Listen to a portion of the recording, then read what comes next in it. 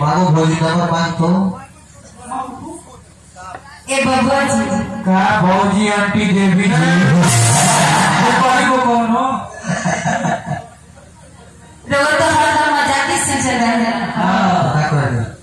का भैया जी के नंबर रखले बानी का तोरा पाले नहीं का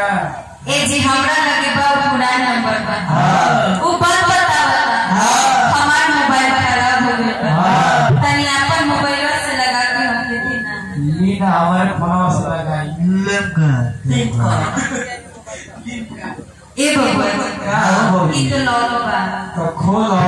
तो के खुली आगे से के पाछा से अभी आगे से खोला ना देखो तो हमारे आइए भौजी बस बोला हां अपनी के नंबर बोली लिखो बोली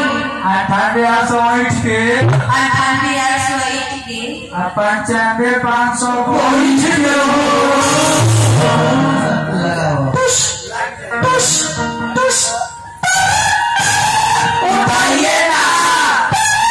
उठाइए ना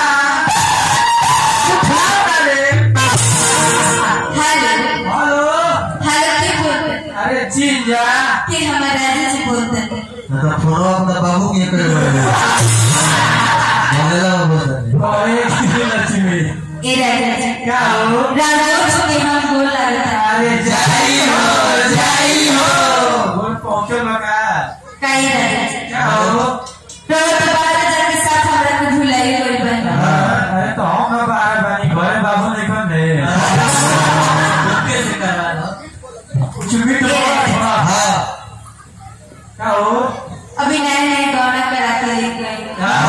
हम के घर में छोड़ के रो बाहर चल गए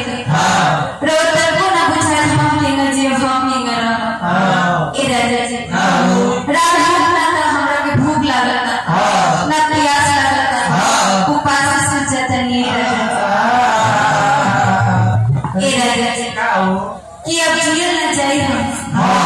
कि अब जियल न जाए दिल के कैसे मनाए दिलों में तो तुम ही बसत तारा के हम कैसे हमारे यहाँ ट्रेन कटा के टिकट को चढ़ाता पता नहीं समझो नहीं आ गया टिकट कटा वैसे तो देरी हुई ट्रेन में कटा गाड़ी में झोंकने वाह